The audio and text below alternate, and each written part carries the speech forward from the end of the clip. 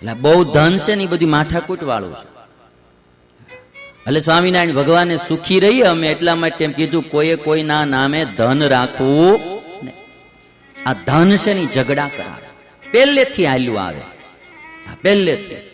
અમુક અમુક તો આપણને ખબર નહીં માળું પહેલેથી દેવો અને અસુરો પહેલેથી ધન માટે, રાજ્ય માટે, ખુરશી માટે, સત્તા માટે બાંધતા જ આવ્યા. અમારા સ્વામિનારાયણ સંપ્રદાયમાં તમે જોવો ને તો સ્વામિનારાયણ ભગવાનને ગાદી હોપીને રામાનંદ સ્વામી એટલે રઘુનાથ દાસે વિરોધ કર્યો કે આ ગાદીનો અધિકારી હું છું. કે ઈ ત્યારથી ગાદી માટે ઝઘડો શરૂ થયો છે, હજી સુધી અમારી મટ્યો નથી. લ્યો બાલસમય આમાં કઈ ખોટું હોય કયો? પહેલી વેલી ગાદી રામાનંદ સ્વામીએ સ્વામિનારાયણ ભગવાનને દીધી અને એનો એક ચેલો તૈયાર થયો રઘુનાથ દાસ કે આ ગાદીનો અધિકારી હું. એને બહુ ઝઘડો કર્યો ને ટંટો કર્યો, ત્યારથી ગાદી માટે ઝઘડો હાલ્યો આવેલો. સત્તા અને સંપત્તિ એ કોઈ માણસને હક લેવા દેતા નથી. ઝઘડા ધર્મની માટે નથી, ઝઘડા સત્તા અને સંપત્તિ માટે છે ભાઈ. આવા તમારે બધાએ યાદ રાખવી પડે.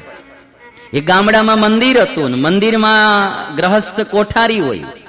એટલે એ કોઠારી એક ભાઈ હતા, મંદિરમાં 1.5 લાખની બેલેન્સ.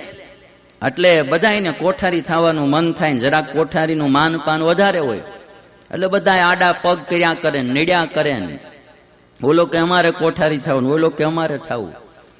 તે મૂળ 1.5 લાખ રૂપિયા હતા ને ત્યાં જે કોઠારી લાઈવ કોઠારી હતો ને એને એક દી હું હુંશું ને એ 1.5 લાખ રૂપિયામાંથી મંદિરનો કલર કરાવી નાખ્યો ને સંડાસ બાથરૂમ બનાવી નાખ્યા. નહોતી જરૂર તો 2 સંડાસ વધારે બનાવી નાખ્યા. એમાં કોઠારીએ બધું બનાવી નાખ્યું અને 1.5 લાખ રૂપિયા વાપરી નાખ્યા ને ઉપર 50,000 નું દેણું કરી નાખ્યું. હા, એટલે પછી જે કોઈ કોઠારી થવા આવે ને એટલે કે જો ભાઈ આ મંદિરનો વહીવટ ના ચોપડો 50 લાખનું દેણું છે, જેને કોઠારી થવું હોય 50,000 ભરી દો ને વહી આવો. અટાણે તો મેં ઉશીના દીધા, અમારે ક્યાં કોઠારી થવું છે કે તરત ડખો